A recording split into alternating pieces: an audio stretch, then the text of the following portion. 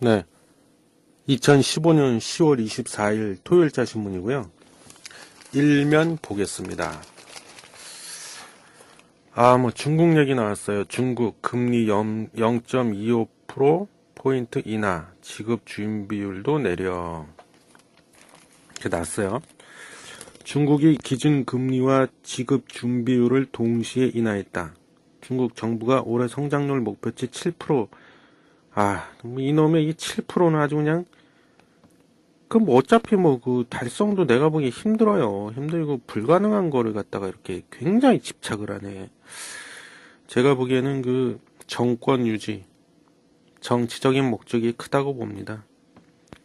7%를 달성하기 위해 또 승부수를 던졌다는 분석이 나온다.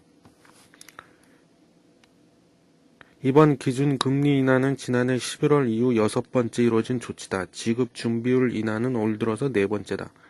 기준 금리와 지급 준비율을 동시에 내린 것은 지난 8월 25일에 이어 2번째다. 또 이런 미친 짓을, 이런 또 미친 짓거리를 하네요, 또. 방금 읽은 것처럼 기준 금리만 갖고도 안 되니까 이제 쌍권총을 차겠다는 거네요. 그래서 지급 준비율까지 동시에 같이 난사를 하겠다는 겁니다. 그 뒤에 세부 기사 나왔는데요. 중국 정부는 작년 11월 이후 경기 둔화를 제어하기 위해 전방위적인 정책 수단을 동원했다. 기준금리 및 지준율 인하라는 통화 완화 정책뿐 아니라 인프라 투자 확대, 부동산 시장 규제 완화, 은행 예대 비율 규제 완화 등 경기 부양을 위해 총력전을 펼쳤다.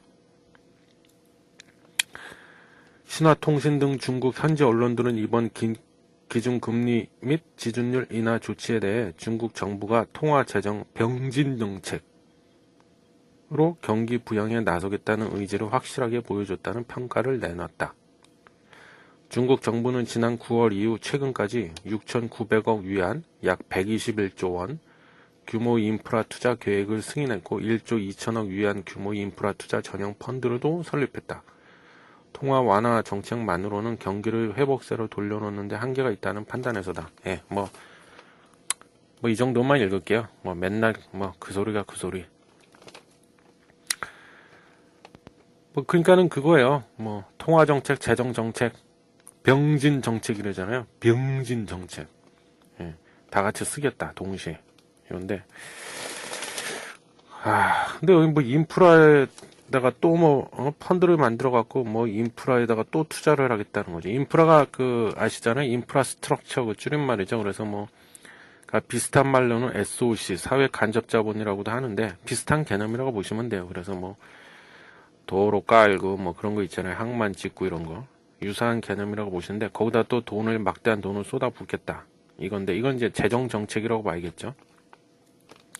안 그래도 공급 과잉이다, 과잉 설비다, 난린데 또 이러네. 근데 제가 봐도 할 수 있는 게 없어요, 이제. 그러니까 재탕, 삼탕 계속 하는 거죠. 맨날 하던 거. 더 이상 내밀 카드가 없죠, 이제. 할 수 있는 건 다 했기 때문에, 그동안.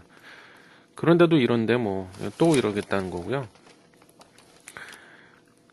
일단은 전통적으로 그렇습니다. 우리가 경기 부양이라는 말을 많이 쓰는데 전통적으로 쓰는 경기 부양과 관련된 방법, 수단에는 총 4가지가 있다고 보시면 돼요. 첫 번째가 이제 통화 정책. 그래서 이건 이제 주로 중앙은행을 통해서 이루어지는데 가장 대표적인 게 기준금리를 올리거나 내리는 거죠. 그리고 두 번째 경기 부양 관련해서 두 번째로 쓰는 게 재정 정책이라는 게 있습니다. 이건 이제 적자 재정이냐 흑자 재정이냐. 그래서 이건 중앙은행에서 하는 게 아니라 정부에서 말 그대로 재정, 쉽게 말하면 이제 돈을 갖다 펑펑 쓰냐 아니면 긴축 재정 이런 말도 있잖아요. 돈을 안 쓰냐 이거죠.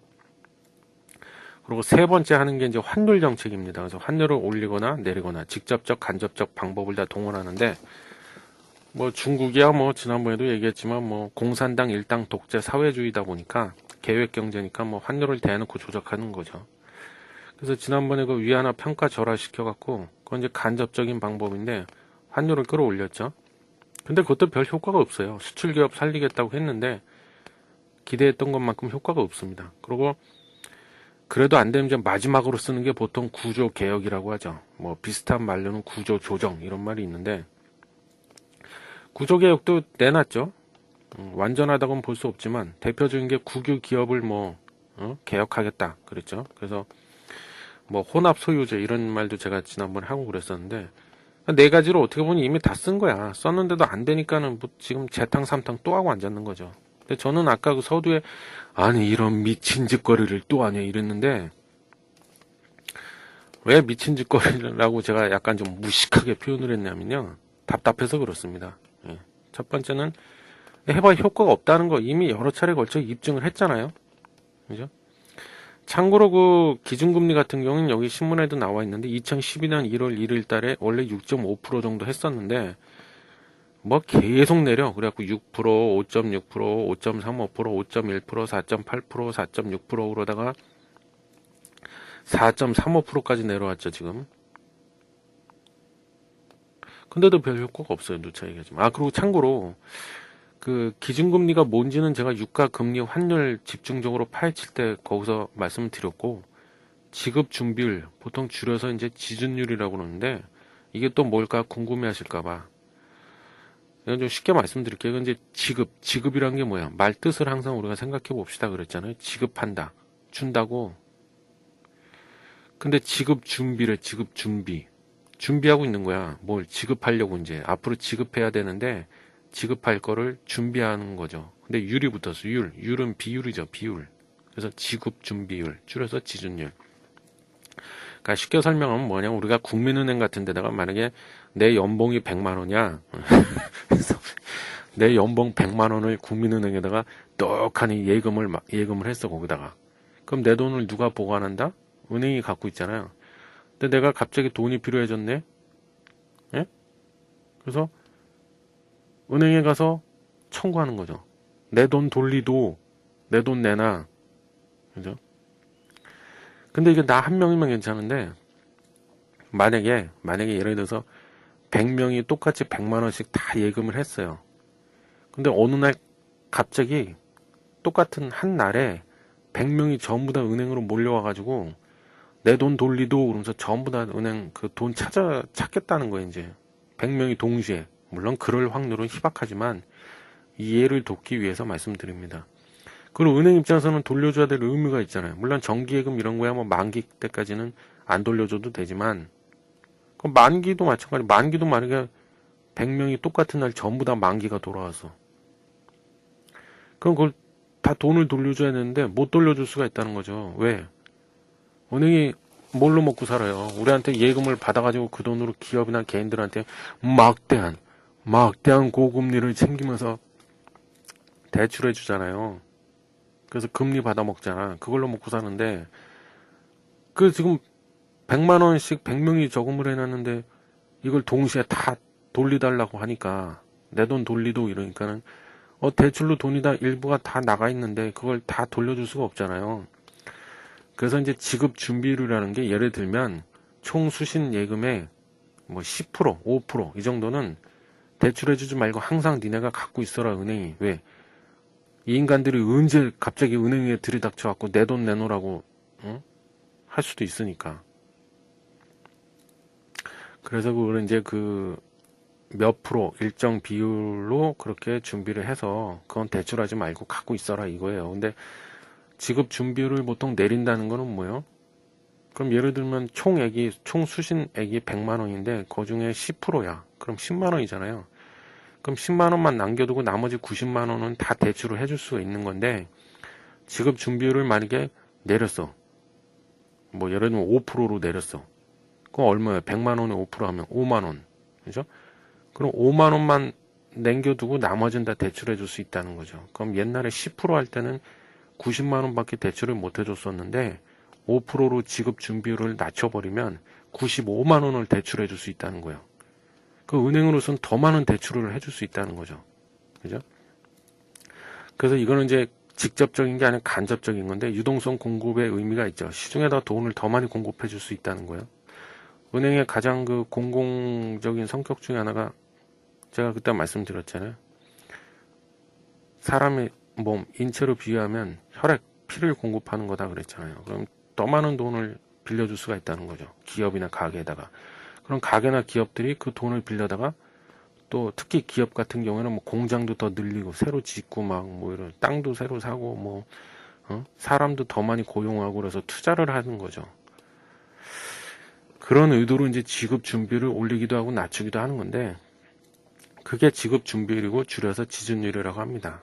근데 이번에 중국에서 기준금리도 내리고 그거 갖고도 왠지 불안하니까는 지급 준비율까지도 덩달아서 같이 내렸다 이건데 이렇게 하는 의도 목적은 뭐예요? 경기 부양이라고 그랬잖아요. 통화 재정 환율 정책 그리고 플러스 구조 개혁 네 가지 방법을 통해서 보통 경기를 부양합니다. 아까 말씀드렸잖아요. 그럼 기준금리 낮추는 거는 통화 정책이야. 일종의 뭐 지준율도 마찬가지라고 봐야 되고. 근데 뭐 눈이 얘기하지만 이게 뭐 다 그동안 했던 거고 별 효과가 없다. 근데 이번에 또 한다는 거죠.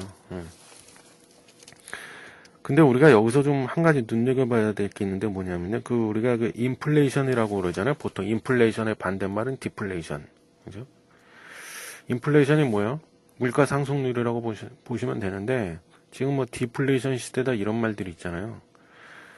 근데 원래는요 이게 과거 뭐 정확히 시기로 말씀드리기는 좀 애매하지만 뭐 과거 몇 년 얼마 전까지만 해도 통화에 대한 그 공급량을 늘려버려. 그러니까 이게 지금 다시 얘기하자면 기준금리 내리고 중국에서도 이랬다고 그랬잖아요. 기준금리 내리고 지준율 내리고 이게 뭐 일종의 유동성 공급, 유동성 확대. 그러니까 유동성 통화의 공급, 시중에다가 통화량을 늘리려는 의도 목적이 있다고 그랬잖아요. 그렇게 해서 경기를 부양하려고.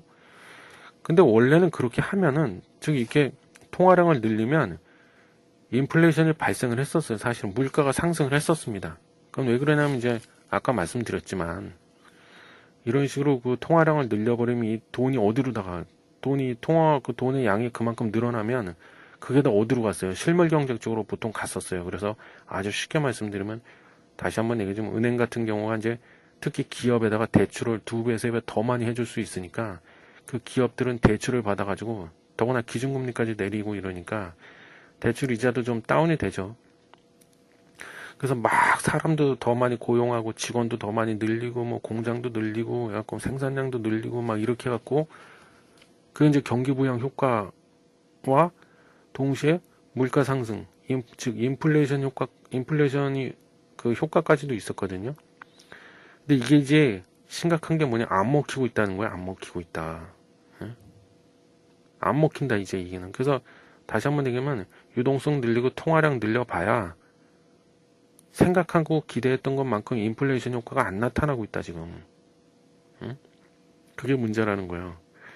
그래서 제가 봤을 때 아까 이런 미친 짓거리를 또 하네요. 제가 그렇게 서두에 말씀드렸던 거고 과감히 그렇습니다. 그래서 그 참고로 밀턴 프리드만이라고 아주 유명하신 그 미국 사람, 미국 분이 맞을 거예요. 미국 사람 지금 돌아가셨는데 이 사람이 아주 그 전 세계적으로 인정받는 그 통화 이론가예요. 그래서 화폐, 통화량 이런 거에 대해서 굉장한 그 권위자이신데 이분의 이론이 많이 먹혔었어요. 그래서 과거에 뭐 미국을 유지한 그 세계 각국의 주요 그 나라의 중앙은행들도 이 프리드만의 이론을 많이 신뢰하고 이 이론을 많이 따랐었거든요. 근데 그게 안 먹힌다는 거죠, 지금. 그래서 이 밀턴 프리드만이라는 유명하신 분이 얘기했던 게 뭐냐면 통화량이 늘어나면 즉 통화량이 증가하면 인플레이션이 온다 이 얘기했거든요. 그래서 더 이걸 좀 속된 말로 더 얘기하면 돈 찍어내면 물가가 뜬다. 돈 찍어내면 물가 오른다. 이런 이론을 굉장히 그 주장하셨던 분인데 그게 안 먹힌다. 그 증거를 대보면은요. 아시겠지만 2008년도에 그 미국발 금융위기 터지고 나서 그 이후로 전 세계, 그러니까 미국뿐만이 아니라 전 세계, 유럽도 마찬가지고 주로 이제 유럽이나 미국이 되겠죠. 아무래도 선진국이니까. 그쪽에는 중앙은행이 QE라는 이름으로 QE라는 그 용어 들어보셨죠? 양적 완화라고 그러죠. 양적 완화. 돈을 어마어마하게 찍어냈죠. 그래서 이게 다 합치니까 대략 지금 우리 돈으로 그 우리나라 원화로 환산하면 지금까지 다 합치면 그 푼 돈이, 즉 찍어낸 돈이 얼마냐면 양적 완화라는 이름으로 총 9,300조에서 9,400조가 됩니다. 거의 1경에 육박하죠. 1경. 근데 지금 일본의 우리 아베 엉아도 양적 완화 또 하겠다고 저러고, 유럽의 또 우리 슈퍼마리오 드라기 아저씨도 양적 완화를 심각하게 고려 중입니다. 또 이런 헛소리가 자꾸. 응? 그럼 1경이 넘어갈 것 같아. 그런데도 물가가 올랐나요? 기대했던 것만큼. 1경이라는 그 돈은요, 저 역시도 뭐 아직 그런 슈퍼 리치가 못됐기 때문에 체감이 안 되는데, 참고로 그 공이 12개가 1조거든요. 1조 하면 공이 12개가 붙어. 예? 그럼 1000조면은 공이 몇 개예요? 1000조면은 15개거든요. 1경이면 공이 16개야. 상상이나 되나요? 예? 근데도 물가가 생각만큼 올랐나요? 안 올랐죠. 그 대표적인 예로 제가 자주 등장하는 우리 또 그 저기 미국 앨런 아줌마. 응? 그 아줌마도 9월 달에 FOMC 회의 끝내고 뭐라고 그랬어요? 금리 동결하는 이유가 뭐라고 그랬어요? 뭐 중국 경기도 나도 얘기했지만 그건 핑계고, 뭐래요? 기대 인플레이션에 미치지 못했다. 그러니까 그 인플레이션 타겟이라고 보통 부르는데 목표치로 삼는 2%에 훨씬 아직 미치지 못했기 때문에 이번에 금리를 동결할 수밖에 없었다. 이런 소리 했잖아요. 그 인플레이션이 안 와. 그러니까 어떻게 보면 프리드만의 말이 틀린 거야, 이제는. 그게 왜 그러냐면, 그러면 원인이 있을 거 아닙니까? 왜 그럼 돈을 이렇게 미친 듯이 풀어댔는데도 불구하고 왜 인플레이션이 생각한 것만큼 발생을 안 하냐? 물가가 왜 오르지 않냐? 응? 제가 보기엔 그렇습니다. 제가 뭐 프리드만 아저씨는 본 적도 없지만, 이 아저씨가 이런 이론을 한창 핏대 세우면서 떠들고 다닐 때만 해도 돈을 이렇게 풀어대면 그 돈이 어디로 가겠어요? 어디론가 분명히 흘러갈 거 아니에요. 돈을 그렇게 막 무식하게 찍어서 막 공급을 해야 되는데 그 돈이 뭐 하늘로 증발하지는 않을 거 아닙니까? 그죠? 그 돈이 실물경제 쪽으로 많이 흘러갔었어요. 근데 2008년도 금융위기, 미국발 금융위기 터지고 나서는 그게 실물경제 쪽으로 흘러 들어가야 되는데 안 흘러 들어가고 엉뚱한 데로 흘러 들어간다. 어디로? 엉뚱한 데 어디? 자산시장으로만 흘러 들어간다는 거야. 자산시장으로만. 그래서 뭘 만들어요? 엉뚱한 버블, 자산시장에다가 거품만 잔뜩 만들어내고 있다. 응? 그리고 또 일부는 또 어디로 갔어요? 그게 유턴을 해가지고 미국의 중앙은행 금고로 다시 돌아오고 있다는 거예요. 다시. 예? 그럼 왜 그래요? 불안하니까. 그러니까 미국에서 돈을 이렇게 QE라는 이름으로 다시 한번 돈을 미친 듯이 풀어대갖고 그 당시에 그 미국의 그 은행들이 갖고 있는 각종 채권들 있잖아요. 뭐 ABS라고도 보통 채권에도 종류가 수십 가지가 있는데 그 채권은 뭐 나중에 또 뭐 집중적으로 한번 시간이 되면 해드리는데, 예를 드는 겁니다. 그 채권의 수십 가지 종류 중에서 뭐 ABS라든가 자산담보부증권이라고 그러잖아요. 그런 걸 막 사줬어요. 그 채권을 사준다는 거는 뭐야? 돈을 대신 갚아줬다고. 그렇게 한 이유는 뭐예요? 내가 니네들 갖고 있는 채권을 다 사줄 테니까, 즉 대신을 그 돈을 다 대신 우리가 중앙은행에다 갚아줄 테니까, 그럼 니네 돈 받았잖아. 우리가 대신 갚아주고 채권을 대신 사줬으니까 니네한테 돈 들어갔잖아. 그럼 니네가 그 돈을, 들어온 돈을 가만히 그냥 냅두거나 놀리지 말고 실물경제 쪽에다 투입을 해라. 무식하게 돈을 다 투입을 해라. 그래서 막 대출도 더 많이 해주고 막 이렇게 해라. 그런 의도였던 건데 은행들이 말을 안 들은 거예요. 왜? 불안하거든. 나한테도 그러지 않겠어요? 응? 이거 또 대출해줬다가 또 이거 부실채권 되고 또 돈 못 받으면 어떡하지? 이러니까는 그걸 아주 또 고스란히 다 갖다가 중앙은행에다가 다시 예치를 해놨어. 그리고 이자만 받아먹고 앉았어요. 중앙은행으로부터 이자만 따먹고 앉았고 은행들이 그러고 있었다니까? 당연히 인플레이션이 안 생기죠. 어떻게 생기겠습니까? 상황이 이런데 지금. 그러니까 물가가 안 오르지. 응? 그나마 아까 뭐 중국이 성장률 7%뭐 어쩌고 그랬는데 그나마 전 세계적으로 봤을 때 아직은 그래도 성장률이 그나마 비교해 봤을 때 가장 많이 그 성장률이 오를, 수치가 올라갈 확률이 여지가 다분히 많은 게 중국인데, 중국의 그 물가마저도요 전년 동기 대비로, 그러니까 작년 작년에 똑같은 기간과 비교해 봤을 때 꼴랑 1.6% 오르는데 그치고 말았다는 거야. 근데 미국, 일본, 영국, 유럽 이런 데는 뭐 1%도 안 돼요. 물가 상승률이 1%. 어? 근데 이 나라들의 물가 안정 목표, 아까 얘기했죠. 인플레이션 타겟. 아까 그 앨런 아줌마 얘기하면서 그 목표치가 연 2%인데 턱없이 부족하잖아요. 응? 지금 이렇다는 거예요. 응? 그리고 그 하나만 더 추가적으로 말씀드리자면요. 그 보통 이 기준금리를 오르거나 내리면은 제가 그 유가금리 환율 그 할 때도 말씀드렸지만 기준금리를 올리고 내리면 시장금리는 반드시 기준금리를 따라가게 돼 있습니다 그랬잖아요. 그래서 무슨 얘기냐면 기준금리를 내리면 시장금리도 덩달아서 내려가고 반대로 기준금리를 올리면 시장금리도 덩달아서 올라가게 돼 있다 내가 그랬잖아요 그때 그 유가금리 환율 그 할 때. 그게 사실은 시장금리의 가장 대표적인 게 채권금리라고 그랬잖아요 그때. 그 채권금리 중에서도 뭐 나라마다 다르긴 한데 대표적으로 우리나라를 예를 들자면 국고채 3년물 금리를 보통 시장금리의 가장 대표적인 시장금리라고 보는데 왜 그게 기준금리를 따라갈 수밖에 없냐면 자 보세요. 기준금리를 이제 조만간에 중앙은행에서 내릴 거래 이번에. 응? 조만간에 빠른 시간 안에 기준금리를 내릴 거래. 즉 금리가 내려갈 거래. 그러면 제가 뭐라고 그랬어요? 채권할 때. 그때 채권에 대해서 간단하게 잠깐 설명드린 적이 있었는데 채권 가격 그거는 어떻게 된다고 그랬어요? 정반대로 움직입니다 그랬잖아요. 기준금리를 내리면 채권 가격이 올라가잖아요. 그럼 채권의 금리는 또 어떻게 움직인다고 그랬어요? 채권 금리도 또 반대야. 그럼 채권 금리는 떨어진단 말이지. 그죠?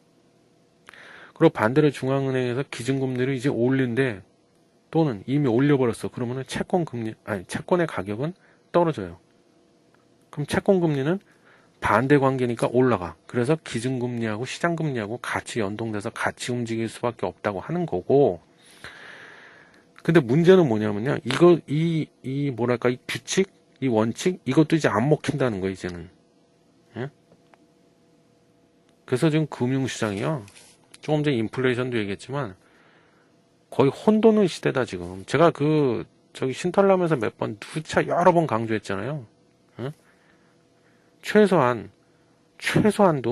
최소한만이라도 올해 12월 달에서 미국에서 FOMC 회의 결과가 나오면은 그때 투자를 하든지 그때 가서 움직이세요 했던 게 다 이런 이유들 때문이라고 보시면 돼요. 그 카오스 이론이라는 게 있잖아요. 지금 완전 초혼돈의 시대고요. 기존의 뭐 우리가 진짜 마치 성경 대하듯이 정말 철석같이 믿고 있던 그런 각종 경제 이론들이 다 그런 건 아니지만 안 먹히고 있다는 거야 지금 전혀. 그럼 왜 안 먹힐까요? 인간의 심리를 놓치지 말라고 그랬잖아요. 정치도 사람이 하는 거고 경제도 사람이 만드는 거라고 제가 맨날 강조하잖아요. 그만큼 사람이 지금 불안하고 공포에 떨고 있다는 얘기예요. 갈팡질팡 우왕좌왕 어디로 가야 될지 모르고. 응? 그래서 이 기준금리하고 시장금리하고 보통 같이 움직이는데 이게 이제 안 먹힌다는 이유가 딱 단적인 예를 하나만 딱 들어본다면요. 채권을 사고 파는 사람들이 있습니다. 채권 트레이더라고 그래요. 우리가 트레이딩 매매 이런 얘기도 들어보셨잖아요. 주식 투자하시는 분들. 트레이딩이 뭐예요? 사고 판다는 거잖아. 응?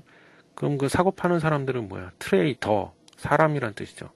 그 채권을 전문적으로 사고 파는, 즉 매매하는 사람이 있어요. 그 채권 트레이더인데 사실 그 중앙은행에서 기준금리를 올리고 낮추면은 시장금리도 왜 그중에 가장 대표적인 채권금리가 왜 같은 방향으로 움직이게 됐냐면 그동안은 이 채권 트레이더들의 영향이 컸다는 거죠. 무슨 얘기냐면 예를 들어서 야 조만간에 기준금리를 올릴 거래. 올릴 확률이 매우 높은 것 같아. 조만간에 기준금리 분명히 올릴 거야. 이러면 어떻게 돼요? 채권 값은 반대로 움직여서 채권 가격이 떨어진다고 그랬잖아요. 그러면 기존에 그 채권을 갖고 있던 사람은 어떻게 돼요? 투매 현상이 나와요. 다 던진다고. 다 팔어. 반면에 그걸 매수하겠다고 사겠다는 사람이 있을까요? 그 사면 멍청한 거지. 사자마자 바로 손실 날 텐데. 채권 가격 떨어지니까. 아무도 안 사. 그죠? 그럼 수요와 공급의 법칙을 떠올리면 되잖아요. 수요자가 거의 없어. 근데 공급자만 있어. 그럼 어떻게 가격은 계속 떨어지죠? 그럼 채권 가격은 계속 떨어진다고. 응? 그럼 채권 금리는 반대로 움직입니다. 지금 채권 금리는 올라간다고. 그래서 기준금리를 올리면은 채권 금리도 덩달아 올리고 이런 식으로 같이 움직였는데 지금 그게 아니라는 거죠. 깨져버렸다는 거죠. 왜냐면 그 증거를 대본다면 여러분들이 한번 검색을 해보세요. 그 네이버 그 검색창에다가요. 국고채 3년물 금리 이런 거 한번 쳐보세요. 그러면은 그래프 형태로 쫙 나오는데요. 지금 그 우리나라 그 국고채 3년물 그게 우리나라 같은 경우에는 시장 금리의 가장 대표적인 거라고 그랬잖아요. 국고채 3년물.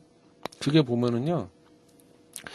지금 계속 횡보하고 있어. 이게 원래 지금 그랬잖아요. 뭐 미국에서 기준금리 뭐 올해 안에 올린다 안 올린다. 근데 올릴 거다 이런 말들이 한창 많았는데 그럼 이게 만약에 정상적이라면 제가 아까 설명드렸죠. 분명히 기준금리 조만간에 올릴 거래 그러면은 채권 트레이더들이 다 투매 현상이 나와야 되거든요. 채권을 다 던져야 돼. 던진다는 게 다 판다고. 다 팔아 제껴야 되는데 그렇게 되면은 어떻게 돼요? 금리가 막 올라가야 되는데 채권 가격이 떨어지니까 다시 한번 얘기하지만 근데 국고채 3년물 금리를 보면은 금리가 안 올라요. 안 오르고 있고 계속 옆에서 계속 횡보 중이야.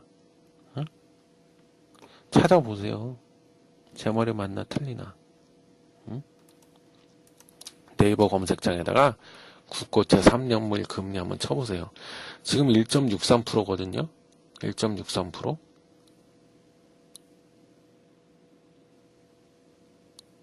그러니까 이게 뭘 의미하겠어요. 안 믿는다는 거지. 어?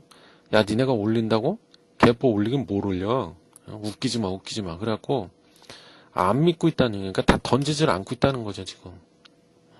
그래서 이것만 봐도 우리 앨런 아줌마는 이제 시장에서 신뢰를 굉장히 많이 잃었어, 내가 보기엔.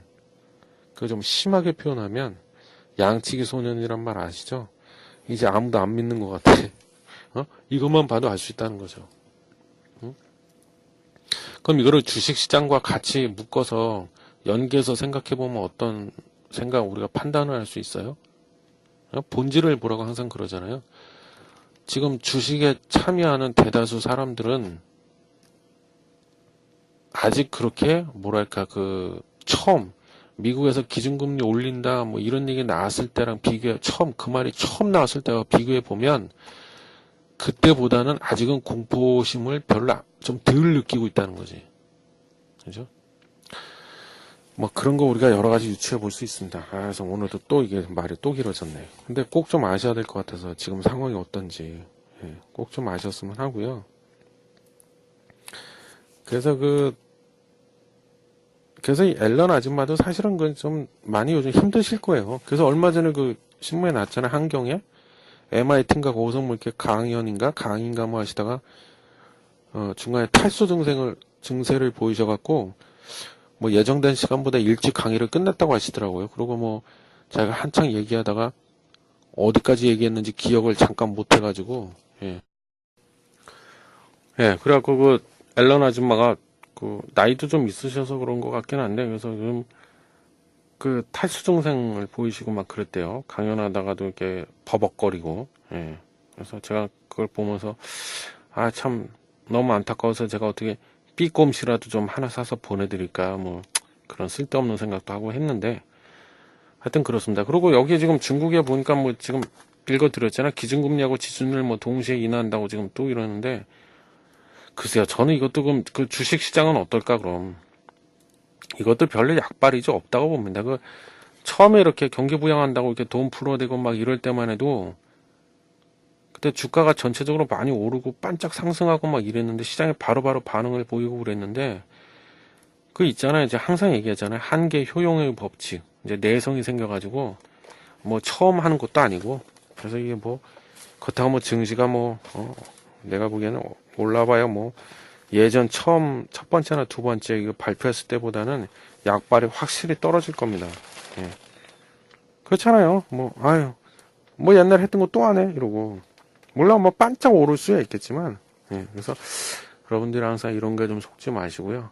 다시 한번 강조하지만 12월 말까지는 좀 지켜봅시다. 지켜보시는 게 좋을 것 같아요. 신중하게 뭐 하루 이틀 투자하고 말 거 아니잖아요. 네, 다음은 A13면인데요.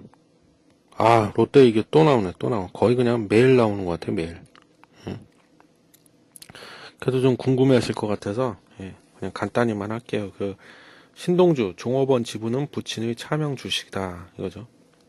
신동주 전 일본 롯데홀딩스 부회장은 23일 서울 중림동 한국경제신문사를 방문해서 종업원 지주회 등의 지분은 사실상 신격호 롯데 총괄회장의 차명 주식이라면서 이들의 지지를 되찾는 데 주력하고 있다고 말했다. 왜 지난 시간에 말씀드렸잖아요. 응? 일본 롯데홀딩스 주주 구성 제가 말씀드리면서 종업원 지주회, 그 다음에 임직원 지주회 이런 거 말씀드렸잖아요.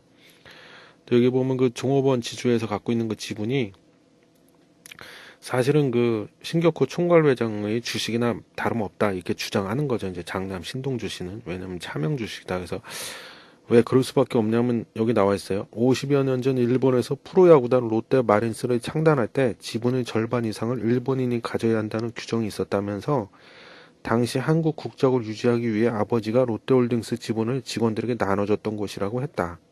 그죠? 그래서 일본 롯데홀딩스 지분 구성에 대해서 그때 잠깐 언급을 했던 것 같아서 그 얘기는 다시 안 하고요. 이거예요. 그러니까는 더 이상 안 읽겠습니다. 기사 내용도 많지도 않고. 그러니까 내용 정리하면 신동주 씨 주장에 의하면 종업원 지주회 즉 종업원들이 갖고 있는 지분이 주식이 사실은 자기 아버지 신격호 총괄회장의 주식이나 다름이 없다. 그렇기 때문에 자기가 그거를 설득을 해서 우리 편으로 만드는 데는 문제 없다 이런 내용이에요. 그러니까 자신감을 보여준 거네. 근데 그거는 지켜봐야 할 것 같고요. 이분은 자신 있다는 얘기는 하도 많이 해가지고 근데 결과가 나온 건 없고. 그러니까 누차 얘기하지만 계속 흔들기 하고 있는 거야. 흔들기 계속 흔들고 그냥 동생을 그냥 계속 흔들어대는 거죠. 그냥. 예. 그리고 저는 이제 기사에 없는 내용을 또 제가 그때 말씀드렸지만 이게 기사 나올 때마다 살짝 조금씩 이렇게 간단하게 조금씩 이렇게 부연 설명을 할게요 그랬잖아요. 근데 그때도 말씀드렸지만 신동빈 지금 현재 회장 그분 입장에서는 마음이 그렇게 편안하지는 않을 거다. 그죠? 왜 그런지는 그때 말씀드렸잖아요. 이런 식으로 형 신동주 씨가 자꾸 흔들어대면 올 연말에 면세점 입찰도 있고, 그 다음에 가장 중요한 게 이제 호텔 롯데 호텔을 상장을 해야만 되는데 기업 공개하고, 그럼 그 밖에 롯데 정보통신이나 이런 거 코리아 세븐일레븐 하는 회사 있잖아요. 편의점 그런 거를 이제 상장을 해야 되는데 그런 것도 딜레이 될 수도 있고 그래서 마음이 편치만은 않을 거다 그랬는데 참고로 말씀드리면 호텔 롯데가 굉장히 중요하죠. 호텔 롯데가 왜냐면 이제 호텔 롯데를 내가 뭐라고 얘기를 해야 돼? 가져야 된다고 그러나? 장악을 해야 된다고 그래야 되나? 그래야 이제 한국의 전체 롯데 그룹을 지배할 수 있는데 아주 굉장히 중요한 핵심 중에 핵심이죠. 호텔 롯데 호텔이. 그래서 이제 그거를 상장을 한다 이런 얘기도 있고 하는데 그렇습니다. 근데 일단은 롯데 호텔이요. 8월 달에 제주도 면세사업 부분을 물적 분할을 했어요.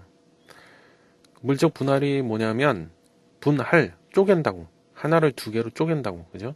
합병은 뭐야? 두 개를 하나로 합치는 거죠. 반대 개념. 그래서 분할인데 여기 이제 물적 분할이 있고 인적 분할이 있죠. 예. 근데 제가 인적 분할이 뭔지는 또 제가 진투방 주가 급등의 주가 폭등의 급소 첫 번째 시간에 말씀드렸으니까 그걸 다시 보시면 되고요. 물적 분할 얘기는 그때 안 했던 것 같아요. 뭐냐면 이것도 똑같이 회사를 두 개로 나누는 건데요. 인적 분할하고는 좀 차이가 있습니다. 물적 분할은 말 그대로 물리적으로 쪼개는 거여서 무슨 얘기냐면 어떤 특정 사업부, 제가 제주도 면세사업부를 물적 분할했다고 그랬잖아요. 롯데호텔이.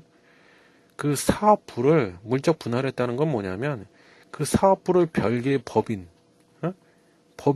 별개의 회사로 떼어내가지고 법인으로 만들었다고. 그럼 그 회사에, 그러니까 기존에는 롯데호텔 안에 보면 무슨 사업부 쭉 있을 거 아니에요. 그죠? 사업부가 뭐 보통 하나만 있지 않잖아. 무슨 사업을 여러 가지 하다 보니까 무슨 사업부. 근데 그 중에 이제 면세 사업부가 있어. 그 여러 개 사업부 중에 하나라고 봐야겠죠. 면세 사업부. 그거를 따로 떼어내가지고요. 법인을 만들었다고. 그러면 그 법인에 대해서도 또 그 주주들이 있을 거 아닙니까? 즉 주식이 있잖아요. 그 주식은 롯데호텔 모 기업이라고 봐야겠지. 엄마 기업 모 기업이 100% 갖는 거예요. 그래서 100% 자회사로 보통 두는 거죠. 그래서 이게 이제 물적 분할인데 그걸 했단 말이에요. 8월 달에 제주도 면세 사업부를. 그 이걸 왜 했을까? 그죠? 왜 했을까? 그 롯데호텔이 만약에 이렇게 물적 분할을 안 하고 그대로 상장을 하고 기업 공개해서 상장을 하면요. 지금 그 시중에 나오는 얘기가 이게 한 20조 정도가 될 거다. 뭐 이런 얘기 있어요. 20조. 근데 지금 아쉽게도 신동빈 회장이 갖고 있는 게 그 자산이 그렇게 많지가 않아요.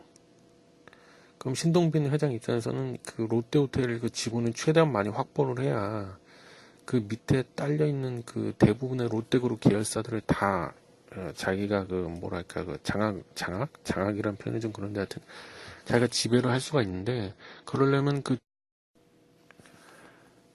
참고하실 게 앞으로 왜 이런 얘기를 이렇게 하냐면 어디서 인적 분할했다 물적 분할했다 그러면은 그걸 왜 했을까를 생각을 해보시라는 거죠. 응? 그럼 우리가 우선 뭔가 힌트를 얻을 수 있다는 건데 이거 같은 경우는 물적 분할을 했다는 거죠. 그래서 보통 이제 물적 분할하면 인적 분할도 마찬가지긴 한데 그럼 한쪽은 덩치가 커지고 한쪽은 덩치가 줄어요. 그죠? 그래서 면세사업 부문이 원래 이쪽이 그 아시겠지만 호텔이요 원래 그냥 그 객실 운영해 갖고 숙박비 뭐 호텔 뭐 하루 그 객실 요금이 있지 않습니까? 그거는 그게 큰 돈이 못 돼요. 거의 대부분이 면세 사업을 해갖고 이제 거기서 이제 주로 매출이 많이 발생하는데, 그러니까 이게 사실 이쪽이 어떻게 보면 알짜배기 사업부죠. 그래서 이거를 면세 사업부가 이제 덩치가 더 크다고 봐야 돼요. 그래서 이걸 따로 떼어내서 물적 분할을 해서 쪼개고 나면 나머지 사업부가 나머지 그 기존 롯데 호텔이 있지 않습니까? 롯데 호텔 그죠? 그거는 그럼 덩치가 확 줄어버려. 그러면 신동빈 회장 입장에서는 내가 롯데호텔을 상장해갖고 거기 최대한 내가 지분을 많이 확보를 해야 되는데 상장을 시키다 전체를 다 상장을 시키는 게 아니라 예를 들면 이런 식으로 물적 분할을 하고 면세 사업부를 뺀 나머지는 덩치가 확 줄어드니까 그것만 상장을 시킬 수도 있다는 거죠. 그렇게 되면은 그 상장 회사의 지분을 확보하는데 돈이 많이 안 든다는 거예요. 그죠? 그럼 비용을 많이 줄일 수 있다는 거죠. 그리고 그럼 그 나머지 그 롯데 호텔이 지분을 다 갖고 있는 그 대부분의 롯데그룹의 그 계열사들은 어떡하냐 그러면 그거는 더 쉽죠. 그렇게 되면은 자기가 기존의 그 신동빈 회장이 롯데 예를 들면 롯데 제가나 이런 거에 지금 현재 주식 지분을 들고 있잖아요. 갖고 있잖아. 그거를 뭐 방법은 여러 가지가 있는데 그 중에 가장 많이 쓰는 방법을 하나 대표적으로 알려드리는 거예요. 그러면은 자기가 그 주식을 그 롯데 호텔에다가 현물로 출자를 합니다. 출자. 그러고 나서 롯데 호텔에 신주를 받죠, 자기가. 그 대가로. 그러면은 신동빈 회장이 롯데 호텔에 이제 주주가 됐으니까는 당연히 자연스럽게 그 밑에 롯데 호텔에 딸려 있는 그런 예를 들면 롯데 제가나 이런 것들도 자동으로 다 지배가 가능하다는 거죠. 예.